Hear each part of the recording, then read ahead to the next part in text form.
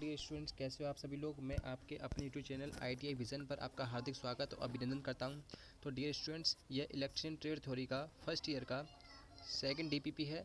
तो स्टूडेंट्स, इस वीडियो को स्टार्ट करने से पहले मैं आपको बता दूं, अभी तक आपने मेरे चैनल को सब्सक्राइब नहीं किया तो पहले चैनल को सब्सक्राइब कीजिए और बगल में जो बेल आइकन है उसको भी ज़रूर प्रेस कर दीजिए ताकि मेरे महत्वपूर्ण वीडियो हैं उनका नोटिफिकेशन आपके पास सबसे पहले पहुँच सके। तो डियर स्टूडेंट्स, मैं अब क्लास को स्टार्ट करने जा रहा हूँ। क्वेश्चन नंबर 1 देखते हैं क्या कहता है। क्रॉस कट ठंडी छेनी का क्या उद्देश्य है। नंबर ए ऑप्शन कीवेज काटने में, ऑप्शन बी वक्राकार नालियाँ काटने में, ऑप्शन सी सामग्री को कोनों पर चौकोर करने में, ऑप्शन डी बड़ी सतह यानी बड़ी चौड़ी सतह से धातु निकालने में। तो इसका राइट आंसर क्या हो जाएगा, कीवेज काटने में। स्टूडेंट क्या हो जाएगा, कीवेज काटने में। ठीक है स्टूडेंट्स, ऑप्शन नंबर 1 का ए राइट आंसर है, कीवेज काटने में इसका प्रयोग किया जाता है। ठीक है स्टूडेंट्स, अब चलते हैं नेक्स्ट क्वेश्चन की तरफ। क्वेश्चन नंबर 2 कहता है, question number 2 student question number 1 की तरह सेम आ गया तो इसका राइट आंसर भी क्या हो जाएगा, ए हो जाएगा। ठीक है स्टूडेंट्स, राइट आंसर क्या हो जाएगा, इसका ए हो जाएगा। ठीक है स्टूडेंट्स, अब चलते हैं नेक्स्ट क्वेश्चन की तरफ। क्वेश्चन नंबर 2 कहता है, विद्युत वाहक बल ज्ञात करने हेतु किस सूत्र का प्रयोग किया जाता है। Option A EMF is equal to विभवांतर माइनस वोल्टापात, option B EMF is equal to विभवांतर प्लस वोल्टापात, option C EMF is equal to विभवांतर प्लस वोल्टापात अपॉन 2, या option D EMF is equal to विभवांतर प्लस 2 गुणा वोल्टापात। तो इसका राइट आंसर क्या हो जाएगा स्टूडेंट, क्वेश्चन नंबर 2 का राइट आंसर हो जाएगा ऑप्शन नंबर बी। जी हाँ students, EMF is equal to होता है विभवांतर प्लस वोल्टापात। ठीक है स्टूडेंट्स, अब चलते हैं नेक्स्ट क्वेश्चन की तरफ। देखिए एक बात ध्यान रखना, वोल्टापात क्या होता है, I² होगा या IZ होगा, जो AC DC के वोल्टापात कहे जाते हैं। ठीक है स्टूडेंट, AC और DC में। ठीक है स्टूडेंट्स, अब चलते हैं नेक्स्ट क्वेश्चन की तरफ। क्वेश्चन नंबर 3 कहता है, एक शाखा खुली होने पर समांतर परिपथ में क्या प्रभाव पड़ेगा। ऑप्शन ए धारा समान बनी रहेगी, ऑप्शन बी पूरा परिपथ कार्य नहीं करेगा, ऑप्शन सी उसी शाखा में धारा नहीं बहेगी, या ऑप्शन डी खुली शाखा में वोल्टापात बढ़ जाएगा। तो स्टूडेंट्स, इसको पहले हम एक एग्जाम्पल समझ लेते हैं। मान लो स्टूडेंट्स, मान लो यहाँ पे कोई R1 ओम का रेजिस्टेंस है। ठीक है स्टूडेंट्स, और R2 ओम का रेजिस्टेंस ये लग रहा है। ठीक है स्टूडेंट्स, और यहाँ पे क्या लग रहा है, कोई वोल्टा सोर्स लग रहा है। मान लो कोई AC सोर्स है यहाँ पे, इससे लगा हुआ है। अब मान लो ये वाली शाखा क्या है स्टूडेंट्स, ओपन है। ठीक है, यहाँ से है। अब ये मान लो ये वायर है, यहाँ से ये ओपन हो गया है। तो मुझे स्टूडेंट्स ये बताइए, जो I करंट यहाँ से फ्लो हो रही थी, तो I करंट यहाँ तो जाएगी नहीं। ठीक है, I करंट कहाँ से आएगी, यहाँ मुड़ जाएगी। ऐसे जाते जाते जाते जाते यहाँ पे सोर्स में अगेन लौट आएगी। मतलब ऊपर तो शाखा खुली हो गई तो करंट वहाँ जाएगी नहीं। तो क्या इसमें ऑप्शन लिखा हुआ है कहीं, उसी शाखा में धारा नहीं बहेगी। कौन शाखा में, जहाँ पर वो शाखा खुल जाती है, क्वेश्चन बोल रहा है। तो ऑप्शन सी इसका राइट आंसर हो जाएगा स्टूडेंट्स। ठीक है, अब चलते हैं नेक्स्ट क्वेश्चन की तरफ। क्वेश्चन नंबर 4 कहता है, व्हीटस्टोन ब्रिज की संतुलन की अवस्था में अज्ञात प्रतिरोध RDC का मान ज्ञात कीजिए। और ये तीनों इक्वेशन के मान आपको दे रखे हैं। ठीक है, इतने रेजिस्टेंस आपको दे रखे हैं। ठीक है, अब पहले स्टूडेंट्स ये बताइए, व्हीटस्टोन ब्रिज की संतुलन स्थिति का मान क्या होता है। क्या होता है, P/Q is equal to R/S। ये किसकी शर्त है, व्हीटस्टोन ब्रिज की संतुलन की अवस्था में। ठीक है स्टूडेंट्स, ये फॉर्मूला कहाँ से निकल के आया है, जब व्हीटस्टोन ब्रिज आपका क्या है, मतलब सेतु आपका क्या है, एक बैलेंस कंडीशन में होता है। इसकी आप वैल्यू आपको दे रखी हैं, क्या क्या दे रखी हैं, 400 ओम, 200 ओम, 12 ओम। ठीक है स्टूडेंट्स, तो इसका राइट आंसर क्या हो जाएगा, क्वेश्चन नंबर 4 का बी राइट आंसर हो जाएगा। अब ये राइट आंसर कैसे होगा, अब इसको हम डिटेल से समझ लेते हैं। ठीक है स्टूडेंट्स, इसमें क्या कह रहा है, ये कितना है, 400 ओम। ठीक है स्टूडेंट्स, तो आर का मान कितना है, 400। ठीक है स्टूडेंट्स, अच्छा 200 ओम क्या है, ये एस का मान दे रखा है, अज्ञात प्रतिरोध। ठीक है स्टूडेंट्स, एस यहाँ पे अज्ञात प्रतिरोध होता है, ये आपसे एस ही मान लो, एस पूछा है। ठीक है स्टूडेंट्स, तो पी का मान क्या है, 400 ओम, और क्यू का मान क्या है, 200 ओम। ठीक है स्टूडेंट्स, यहाँ पे ए और बी की इक्वेशन फॉर्म में दे रखे हैं, लेकिन हम ऐसे ही करेंगे, हमने पी और क्यू मान लिए, इनको ऐसा समझ लो आप।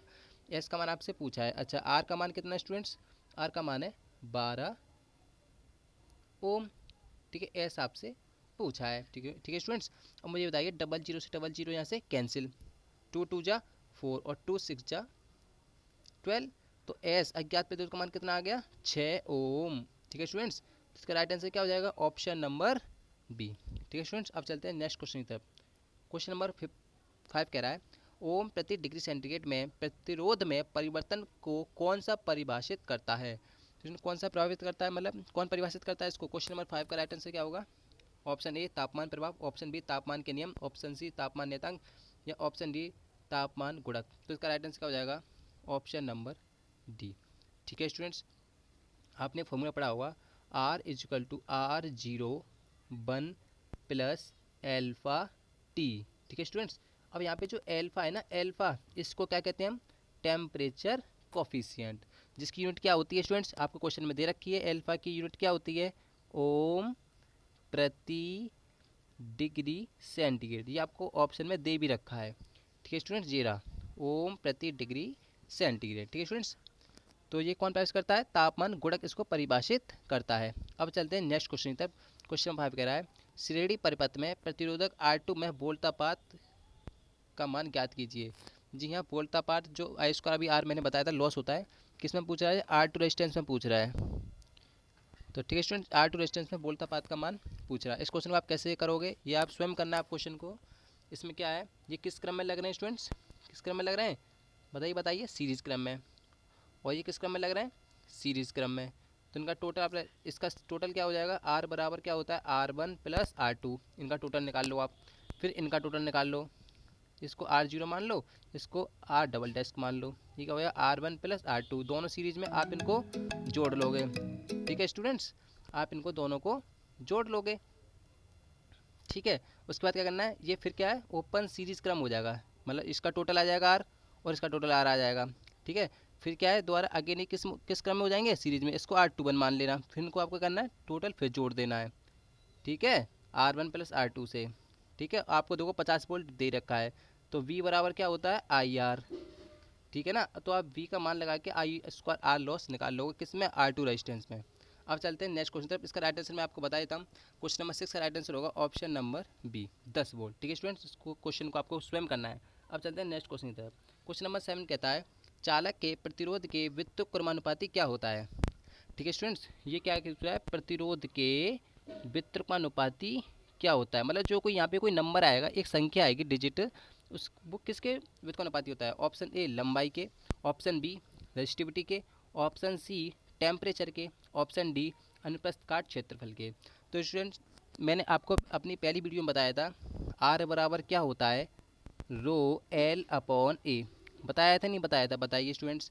ये विशिष्ट प्रतिरोध रो होता है, क्या होता है, विशिष्ट प्रतिरोध। आर क्या होता है, रेजिस्टेंस होता है। एल क्या है, कंडक्टर की लंबाई है। ये क्या है, कंडक्टर का क्रॉस सेक्शन एरिया यानी कि क्षेत्रफल है। अब मुझे ये बताइए, क्या ये फार्मूला इस फार्मूले की तरह सेम नहीं आ रहा क्या, तो यहाँ पे कौन सी राशि आएगी, देखिए आपको दिख रहा होगा, ये कहाँ रख दूंगा मैं, इसमें रख दूंगा। तो किसके व्युत्क्रमानुपाती होता है स्टूडेंट, बताइए बताइए, अनुप्रस्थ काट क्षेत्रफल के। ऑप्शन डी इसका राइट आंसर हो जाएगा। ठीक है स्टूडेंट्स, अब चलते हैं नेक्स्ट क्वेश्चन की तरफ। क्वेश्चन नंबर, अच्छा स्टूडेंट्स, पहले मैं आपको बता देता हूँ, ये तो इसका है व्युत्क्रमानुपाती है। यदि ये समानुपाती पूछता तो किसके समानुपाती होता, लंबाई के और विशिष्ट प्रतिरोध के क्या होता है स्टूडेंट, से समानुपाती होता। पेपर में अगर समानुपाती पूछता तो किसके समानुपाती होता, लंबाई के और विशिष्ट प्रतिरोध के। ठीक है स्टूडेंट्स, अब चलते हैं नेक्स्ट क्वेश्चन की तरफ। क्वेश्चन नंबर 8 कहता है परिनालिका कुंडली में चुंबकीय क्षेत्र की दिशा खोजने के लिए कौन सा नियम लागू किया जाता है। तो बताइए students, option A cork screw नियम, ऑप्शन बी दाहिने हाथ की हथेली के नियम, ऑप्शन सी फ्लेमिंग के बाएं हाथ का नियम, ऑप्शन डी फ्लेमिंग के दाएं हाथ का नियम। बताइए स्टूडेंट्स, क्वेश्चन नंबर 8 का राइट आंसर क्या हो जाएगा, दाहिने हाथ की हथेली का नियम इज द राइट आंसर हो जाएगा। राइट हैंड पाम रूल किसके यूज करते हैं, परिनालिका कुंडली में चुंबकीय क्षेत्र की दिशा खोजने के लिए। ठीक है स्टूडेंट्स, अब चलते हैं नेक्स्ट क्वेश्चन की तरफ। क्वेश्चन नंबर 9 कहता है फ्लक्स घनत्व हमेशा चुंबकीय बल से पीछे रहता है, ये कौन बताता है। तो बताइए स्टूडेंट्स, कौन बताता है ये आपको। Option A hysteresis two, option B magnetic intensity, option C magnetic induction, option D residual magnetism. तो इसका राइट आंसर क्या हो जाएगा, बताइए स्टूडेंट, ऑप्शन नंबर ए। जी हाँ, आपने फॉर्मूला पढ़ा होगा, शैथिल्य लूप आपने बनाया होगा। जी हाँ, जो इस तरह से डिजाइन होता था। जी स्टूडेंट्स, ये शैथिल्य लूप की संरचना बन के आती थी, आपने पढ़ा होगा 12th क्लास में इलेक्ट्रिशियन की बुक में। तो यहाँ पे क्या होता था, जो शैथिल्य मान, यहाँ पे शैथिल्य हानि का आपको मान पता पड़ जाता था इस लूप के बना के अकॉर्डिंग। तो ये कह रहा है चुंबकीय फ्लक्स घनत्व हमेशा चुंबकीय बल से क्या पीछे रहता है, ये कौन बताता है आपको, हिस्टैरिसीस। ठीक है स्टूडेंट्स, अब चलते हैं नेक्स्ट क्वेश्चन की तरफ। क्वेश्चन नंबर 10 क्या कहता है पदार्थ का BH वक्र हिस्टैरिसीस लूप के आकार का क्या दर्शाता है। जी स्टूडेंट्स, अभी मैंने क्वेश्चन बनाने में बताया था, जो वक्र बनाया था वो कैसा था, BH वक्र था। क्या था स्टूडेंट्स, BH वक्र बोला जाता है उसको। ठीक है, अब इसमें ये कह रहा है हिस्टैरिसीस लूप के आकार क्या दर्शाता है। ऑप्शन ए पदार्थ का रिलेक्टेंस, ऑप्शन बी पदार्थ की क्षेत्र तीव्रता, ऑप्शन सी पदार्थ की चुंबकीय विशेषताएं, ऑप्शन डी चुंबकीय सामग्री की शक्ति। तो राइट आंसर क्या हो जाएगा क्वेश्चन नंबर 10 का? राइट आंसर हो जाएगा option number C. Dear student, विस्टेज लूप क्या दिखाता है? पदार्थ की चुंबकीय विशेषताएं। अब चलते हैं नेक्स्ट क्वेश्चन की तरफ। क्वेश्चन नंबर 11 कहता है 3000 वाट्स बैलेंस लोड पर 0.8 पावर फैक्टर पर स्टार में संयोजित 3 फेज 415 50 हर्ट्ज आपूर्ति है, तो लाइन धारा मतलब IL पूछ रहा है आपसे, लाइन करंट की वैल्यू क्या होगी? ठीक है स्टूडेंट्स, तो इसका राइट आंसर क्या हो जाएगा? क्वेश्चन नंबर 11 का राइट आंसर हो जाएगा 5.2 एम्पियर। ध्यान दें स्टूडेंट, किस में पूछ रहा है? स्टार में पूछ रहा है। किस में पूछ रहा है? स्टार में पूछ रहा है। ठीक है, इसमें आपको फॉर्मूला लगाना है अपना, तो राइट आंसर क्या जाएगा? Option number B. ठीक है, IL करंट का मान निकाल लोगे। IL बराबर क्या होता था? VL IL। स्टार में क्या होता है? जो √3 गुना होती है लाइन वोल्टेज के, क्या होता है? Phase current. ठीक है ना, IP। अब चलते हैं नेक्स्ट क्वेश्चन की तरफ। इससे आप फॉर्मूले से निकाल लोगे 5.2 एम्पियर करंट निकल के आ जाएगी। अब चलते हैं नेक्स्ट क्वेश्चन की तरफ। क्वेश्चन नंबर 13 कहता है कम समय में उच्च दर से बैटरी चार्ज करने हेतु कौन सी विधि अपनाई जाती है? तो बताइए। ऑप्शन ए प्रारंभिक आवेश, ऑप्शन बी बूस्ट आवेश, ऑप्शन सी ट्रिकल आवेश, ऑप्शन डी फ्रेश स्प्रिंग आवेश। इसका राइट आंसर क्या हो जाएगा? राइट आंसर हो जाएगा बूस्ट चार्ज, बूस्ट आवेश। ठीक है स्टूडेंट्स, ये क्वेश्चन में कह रहा है कम समय में उच्च दर से बैटरी चार्ज करने हेतु कौन सी विधि अपनाई जाती है। मतलब टाइम क्या है स्टूडेंट्स? कम है, टाइम कम लेंगे और क्या करेंगे? उच्च दर से, जो रेटिंग है रेटिंग उच्च दर से, जो पर टाइम रेट होता है रेट उच्च दर से कौन सी विधि अपनाई जाती है बैटरी को चार्ज करने के लिए? तो कौन सी? Boost charging. ठीक है स्टूडेंट्स, और ये तो आपको पता ही है इनिशियल चार्जिंग किसे कहते हैं, ट्रिकल चार्जिंग कहते हैं, और फ्रेशिंग चार्जिंग। जब कोई बैटरी अपना मैग्नेटिज्म खो देती है, मतलब चुंबकीय गुण खो देती है, तो उसके लिए कौन सी विधि अपनाई जाती है बैटरी को चार्ज करने के लिए? Trickle charging method. ठीक है स्टूडेंट, कौन सा? Trickle charging method. अब चलते हैं नेक्स्ट क्वेश्चन की तरफ। क्वेश्चन नंबर 14 कहता है द्रवों में विद्युत धारा प्रवाहित होना कौन सा इफेक्ट है? ऊष्मीय इफेक्ट, प्रकाशीय इफेक्ट, चुंबकीय इफेक्ट, रासायनिक। तो बताइए क्वेश्चन नंबर 14 का राइट आंसर क्या हो जाएगा? केमिकल इफेक्ट कहलाएगा। ठीक है स्टूडेंट्स, केमिकल इफेक्ट किसमें? द्रवों में विद्युत धारा प्रवाहित होना। आपको पता है स्टूडेंट्स ये किस चैप्टर से लिया गया क्वेश्चन? ये आपने पढ़ा होगा फेराडे के इलेक्ट्रोलाइसिस लॉ पढ़ाए होंगे, जिसमें M बराबर ZIT इक्वेशन निकल के आती थी। ठीक है ना, जिसमें फेराडे का प्रथम नियम में ये इक्वेशन निकल के आती थी M = ZIT। ये क्या है? द्रवों में विद्युत धारा प्रवाहित होना। तो वहाँ से क्या निकल गया था? केमिकल, जिसमें आप बिलियन में कास्टिक सोडा है ना CuSO4 के बिलियन प्रयोग करते थे, वहाँ पे कौन सा इफेक्ट होता था? में केमिकल इफेक्ट होता था, क्योंकि आप उस जो पात्र लेते थे ये बीकर, उसमें क्या था? उसमें केमिकल ही तो डाले जाते थे, तो इफेक्ट कौन सा कहलाता था इसमें? ये केमिकल इफेक्ट। ठीक है स्टूडेंट्स, अब चलते हैं नेक्स्ट क्वेश्चन की तरफ। क्वेश्चन 15 कहता है सीसा अम्ल सेल में विद्युत अपघट्य की तरह क्या उपयोग किया जाता है? जी हाँ स्टूडेंट्स, ये कह रहा है लेड एसिड सेल। कौन सा? Lead acid cell, lead acid cell है ना।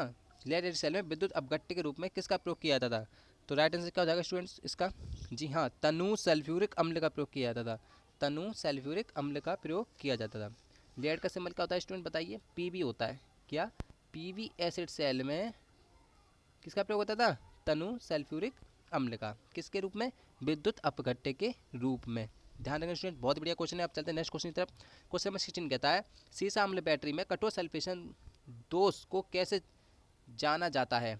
ऑप्शन ए नए विद्युत अपघट्य में बदलकर, ऑप्शन बी नए इलेक्ट्रोड से बदलकर, ऑप्शन सी बैटरी को कम धारा से लंबे समय तक पुनः आवेशित करके, या ऑप्शन डी बैटरी को अधिक धारा से कम समय तक पुनः आवेशित करके। तो इसका राइट आंसर क्या हो जाएगा? क्वेश्चन नंबर 16 का राइट आंसर हो जाएगा ऑप्शन नंबर सी। जी हाँ स्टूडेंट्स, बैटरी को कम धारा से लंबे समय तक पुनः आवेशित करके। ठीक है स्टूडेंट्स, किसके लिए? सल्फेशन दोष को जानने के लिए। ठीक है स्टूडेंट्स, अब चलते हैं नेक्स्ट क्वेश्चन तरफ। क्वेश्चन नंबर 17 कहता है एल श्रेणी MCB के द्वारा किस प्रकार के भार को सुरक्षित किया जाता है?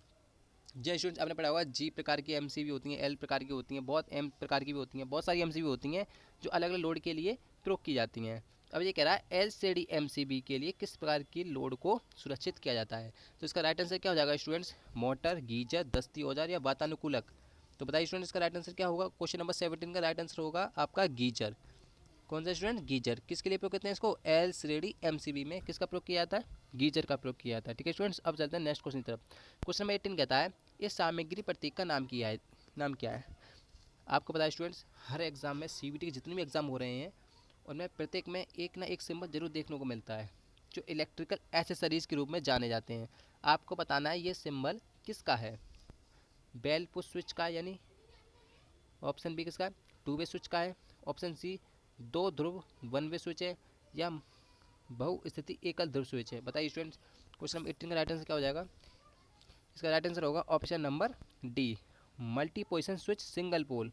जी हाँ, इसमें क्या है, एकल ध्रुव होता है, ये रहा ध्रुव, और क्या कह रहा है, मल्टी पोजिशन, मतलब मल्टी पोजिशन पे ये वर्क करता है। ठीक है ना, जो आपकी बल्ब है लैंप के लिए मल्टी पोजिशन के लिए इसका प्रयोग किया जाता है इस सिंबल का। अब चलते हैं नेक्स्ट क्वेश्चन की तरफ। क्वेश्चन नंबर 19 कहता है वायरिंग सर्किट का अनुप्रयोग क्या है? जी हाँ, ये वायरिंग सर्किट आपको दे रखा है, इसका यूज पूछ रहा है कहाँ होता है। ऑप्शन ए दो लैंप बंद संचालन के लिए, ऑप्शन बी एक स्विच द्वारा नियंत्रित दो लैंप के लिए, ऑप्शन सी दो लैंप दो स्विच द्वारा नियंत्रित, ऑप्शन डी एक लैंप उज्ज्वल और दो लैंप मंद संचालन में इसका प्रयोग किया जाता है। तो बताइए स्टूडेंट, क्वेश्चन नंबर 19 का राइट आंसर क्या होगा? तो राइट आंसर होगा इसका ऑप्शन नंबर डी। जी हाँ स्टूडेंट, ऑप्शन नंबर डी, एक लैंप उज्ज्वल और दो लैंप मंद संचालन में इस सर्किट का प्रयोग किया जाता है। जी हाँ स्टूडेंट्स, आप इस सर्किट को देखते हैं, इसमें L1 लैंप लगी हुई है, L2 लैंप लगी हुई है, उसमें क्या स्विच लग रहा है, मल्टी पोजिशन स्विच लगा हुआ है। ठीक है ना, ठीक है। और ये क्या है, L का मतलब क्या है, लाइन, यानी कि आप इसको फेज बोलते हैं, N फॉर न्यूट्रल वायर। ठीक है स्टूडेंट्स, न्यूट्रल वायर। अब चलते हैं नेक्स्ट क्वेश्चन की तरफ। क्वेश्चन नंबर 20 कहता है मौजूदा अर्थ संयोजन में अर्थ प्रतिरोध मान को कम करने के लिए किस पद्धति का उपयोग किया जाता है? ध्यान से पढ़िए स्टूडेंट्स, मौजूदा अर्थ संयोजन में अर्थ प्रतिरोध मान को कम करने के लिए किस पद्धति का प्रयोग किया जाता है? ऑप्शन ए इलेक्ट्रोड की लंबाई बढ़ाकर, ऑप्शन बी धरती के गड्ढों में हमेशा गीली स्थिति में रखना, ऑप्शन सी गड्ढे में और रेत तथा चारकोल भर देना, ऑप्शन डी भू इलेक्ट्रोड का व्यास बढ़ा देना। तो राइट आंसर क्या होगा? इसका होगा ऑप्शन नंबर बी, धरती के गड्ढों में हमेशा गीली स्थिति में रखना। अच्छा, गीली स्थिति में क्यों रखते हैं स्टूडेंट्स? जिससे उसका क्या रेजिस्टेंस का मान क्या हो जाता है, जीरो हो जाता है। ठीक है, जो अनवांटेड जो करंट और वोल्टेज होते हैं, जो लोड के लिए मशीन लगी होती हैं बहुत सारी सब स्टेशन पे, आपने देखा होगा सब स्टेशन पे ट्रांसफार्मर लगे होते हैं बड़े बड़े, 11 के भी 33 के भी 66 के भी ट्रांसफार्मर लगे होते हैं। वहाँ पे जो ट्रांसफार्मर नीचे ना थोड़ा आपने देखा होगा मिट्टी का क्या है, गीला गीली सी रहती है, मिट्टी क्या है नीचे गीली गीली सी रहती है। वहाँ क्यों किया जाता है? आर का मान जीरो करने के लिए, ताकि जो अनवांटेड वोल्टेज और जो करंट का जो संयोजन होता है वो क्या है, तुरंत अर्थ हो जाए। ठीक है ना, वोल्टेज क्या है नीचे तुरंत अर्थ हो जाए। अब चलते हैं नेक्स्ट क्वेश्चन की तरफ, क्वेश्चन नंबर 21। अब ये कह रहा है क्वेश्चन नंबर 21, अर्थ प्रतिरोध परीक्षक यानी कि अर्थ टेस्टर का उपयोग करके अर्थ के प्रतिरोध को मापने के लिए आईसी की आवश्यकता क्यों पड़ती है? क्यों पड़ती है भाई? सुनिए, ऑप्शन नंबर ए करंट को रेगुलेट करने के लिए, ऑप्शन बी वोल्टेज ड्रॉप को बढ़ाने के लिए। ठीक है स्टूडेंट्स, और देखो ये तो होएगा ही नहीं, वोल्टेज ड्रॉप बढ़ाने के लिए तो होगा ही नहीं। ऑप्शन सी वोल्टापात घटाने के लिए, या ऑप्शन डी विद्युत अपघट्य विद्युत वाहक बल को हटाने के लिए। ठीक है स्टूडेंट, इसका राइट आंसर क्या हो जाएगा? ऑप्शन नंबर डी, विद्युत अपघट्य विद्युत वाहक बल को हटाने के लिए। ठीक है स्टूडेंट्स, अब चलते हैं नेक्स्ट क्वेश्चन की तरफ। क्वेश्चन नंबर 22 कहता है वैक्यूम बल्ब में वाष्पीकरण की दर कम कैसे होती है? जो वेपोराइजेशन की रेट होता है ना, रेट इसको आप कैसे कम कर सकते हो, ये कह रहा है। ठीक है स्टूडेंट्स, ऑप्शन ए अक्रिय गैस भरकर, ऑप्शन बी बल्ब में आर्क का उत्पादन, ऑप्शन सी तंतु प्रतिरोध को कम करना, ऑप्शन डी तंतु प्रतिरोध बढ़ाकर। तो इसका राइट आंसर क्या हो जाएगा? ऑप्शन नंबर ए, उसमें क्या अक्रिय गैस भर देते हैं। ठीक है ना, जैसे कि क्या हो गया आपका, आर्गन हो गया, ठीक है ना, नाइट्रोजन होगा, ये क्या है आदि, और ब्रोमीन होगी, ये सारी क्या अक्रिय गैसेज होती हैं। इनमें अक्रिय गैस भर दो, उसमें वाष्पीकरण की दर क्या होगी, कम हो जाएगी। ठीक है, किसमें? वैक्यूम बल्ब में। वैक्यूम का मतलब क्या होता है स्टूडेंट्स? जिसमें एयर तो अंदर जाती ही ना हो, जिसमें एयर ना हो, वो क्या कहलाता है? वैक्यूम कहलाता है। इसको बोलते हैं वैक्यूम बल्ब। इसमें क्या करते हैं, हम अक्रिय गैसों को भर देते हैं, जैसे कि आर्गन, नाइट्रोजन। ठीक है स्टूडेंट्स, आपने देखा होगा बल्ब में क्या है, बल्ब एक प्रकार का हमारा क्या अक्रिय ही तो है, सॉरी उसमें क्या है, वैक्यूम ही तो, उसमें अनवांटेड एयर तो होती नहीं है, ऑक्सीजन। ठीक है ना, उसमें क्या होता है, आर्गन गैस, नाइट्रोजन गैस ही भरी जाती हैं। ठीक है, तो इसका राइट आंसर क्या हो जाएगा? Option number D. अब चलते हैं नेक्स्ट क्वेश्चन की तरफ। क्वेश्चन नंबर 23 कहता है एक इलेक्ट्रोडायनामो प्रकार के उपकरण द्वारा किस मात्रा को मापा जाता है? ठीक है स्टूडेंट्स, जो आपने देखा होगा इलेक्ट्रोडायनामिक टाइप इंस्ट्रूमेंट होते हैं, उसके द्वारा आप किस मात्रा को माप सकते हैं? ऑप्शन ए शक्ति को, ऑप्शन बी धारा को, ऑप्शन सी वोल्टेज को, ऑप्शन डी प्रतिरोध को। तो इसका राइट आंसर क्या हो जाएगा? ऑप्शन नंबर ए, पावर को। जी हाँ, धारा को क्या है, एमीटर और गैल्वेमीटर इसके लिए प्रयोग किए जाते हैं मेजरमेंट में, वोल्टेज के लिए वोल्टमीटर, रेजिस्टेंस के लिए ओम मीटर। मैं लिख देता हूँ, एमीटर, ठीक है, वोल्टेज को वोल्ट मीटर, ठीक है स्टूडेंट्स। और प्रतिरोध के लिए क्या है, बताइए बताइए, ओम मीटर, ओम मीटर और क्या, मेगर। मेगर किसके काम में आता है स्टूडेंट्स, इंसुलेशन रजिस्टेंस नापने के लिए, इंसुलेशन प्रतिरोध मापने के लिए किसका यूज़ करते हैं स्टूडेंट्स, मेगर का यूज़ करते हैं, ठीक है स्टूडेंट्स। इसका राइट आंसर क्या हो जाएगा, ऑप्शन नंबर ए। अब चलते हैं नेक्स्ट क्वेश्चन की तरफ। क्वेश्चन 24 कहता है रुक रुक कर चलने पर फूड मिक्सचर में क्या खराबी है। जी स्टूडेंट्स, ये कह रहा है जो आपके घर में मिक्सचर प्रयोग की जाती है वो रुक रुक के चल रही है, तो इसके अंदर मिक्सचर के अंदर क्या खराबी हो सकती है। तो ऑप्शन ए कह रहा है उसका ब्रश फट गया है, ऑप्शन बी आर्मेचर कुंडली खुल गई है, ऑप्शन सी दोषपूर्ण कंप्यूटर, मतलब जो कंप्यूटर है ना वो आपका दोषपूर्ण हो चुका है, या ऑप्शन डी क्षेत्र कुंडली आंशिक रूप से लघुपतित है। तो बताइए स्टूडेंट इस 24 का राइट आंसर क्या होगा। तो राइट आंसर क्या होगा इसका, ऑप्शन नंबर ए। रुक रुक के चल रही तो उसको ब्रुश क्या है स्टूडेंट्स, वो फट रहे हैं, मतलब फट गए हैं उसके ब्रुश, क्या खराब हो गए हैं उनको, है ना। तो इसका राइट आंसर क्या हो जाएगा स्टूडेंट, ऑप्शन नंबर ए। अब चलते हैं नेक्स्ट क्वेश्चन की तरफ। क्वेश्चन नंबर 25 कहता है ट्रांसफार्मर में, जो ट्रांसफार्मर होता है उसमें कंजर्वेटर का क्या कार्य होता है। ऑप्शन ए नमी को प्रवेश को रोकता है, ऑप्शन बी वायुमंडल में ऊष्मा को स्थानांतरित करता है, ऑप्शन सी आंतरिक दबाव छोड़ने को अनुमति देता है, ऑप्शन डी लोड भिन्नता के कारण तेल स्तर के विस्तार की अनुमति देता है। तो इसका राइट आंसर क्या हो जाएगा students, option number D, load भिन्नता के कारण तेल स्तर के विस्तार की अनुमति देता है। जी हाँ, ऑयल का जो स्तर है ऊपर हाई है या लो है, ये कौन बताता है, कंजर्वेटर ही बताता है स्टूडेंट्स, ठीक है ना। मान लो जो लोड भिन्नता है, लोड मान लो बढ़ रहा है घट रहा है, अनबैलेंस हो रहा है बैलेंस हो रहा है, और तेल के स्तर क्या है वो भी घट रहा है या कम हो रहा है, इसको अनुमति कौन देता है, कंजर्वेटर देता है, ये कंजर्वेटर का कार्य होता है। क्वेश्चन नंबर स्टूडेंट हमारा 12 रह गया था, उसको भी देख लेते हैं। क्वेश्चन नंबर 12 कहता है वाट मीटर विधि द्वारा कुल शक्ति की गणना करें यदि एक वाट मीटर रीडिंग उलटने के बाद ली जाती है। ये स्टूडेंट देखा होगा आपने, वाट मीटर जो मेथड प्रणाली प्रयोग की जाती है, यदि उसमें एक वाट मीटर यानी कि W2 की रीडिंग को हम बदल दें या उलट दें तो टोटल पावर क्या होगी, ठीक है स्टूडेंट। तो टोटल पावर क्या होगी, क्वेश्चन नंबर 12 का राइट आंसर क्या होगा 12 का, जी स्टूडेंट बताइए। 12 का राइट आंसर हो जाएगा ऑप्शन नंबर सी, W1 माइनस W2। ये वाट मीटर मेथड प्रणाली आपको कहाँ प्रयोग की जाती है, 3 फेज सिस्टम में इनको प्रयोग कर लिया जाता है, ठीक है स्टूडेंट्स। तो इसका राइट आंसर क्या हो गया, ऑप्शन नंबर सी। तो उम्मीद करता हूँ स्टूडेंट्स आपको ये क्लास बहुत ही अच्छी लगी होगी, आगे मैं ऐसे ही क्लास को लेकर आया करूँगा। और मैं आपसे फिर कहता हूँ इन क्वेश्चनों को आप अच्छी तरीके से प्रैक्टिस कीजिए, लिख के प्रैक्टिस कीजिए, क्योंकि स्टूडेंट्स IIT CBT एग्जाम में ऐसे क्वेश्चन बार बार पूछे गए हैं। जी हाँ स्टूडेंट्स, मेरे बहुत से बच्चे कॉलेज के बच्चे हैं, बहुत से बच्चे पास हुए हैं और अच्छे परसेंट भी लाए हैं, ठीक है स्टूडेंट्स, अच्छे अच्छे मार्क्स भी आए ट्वेल्थ थ्योरी में। तो मैं आपसे फिर कहता हूँ स्टूडेंट इन क्वेश्चनों को ढंग से लगाइए और प्रैक्टिस कीजिए, ठीक है स्टूडेंट्स। अब मिलते हैं नेक्स्ट वीडियो की ओर, ठीक है। ओके स्टूडेंट्स, आज के लिए इतना ही।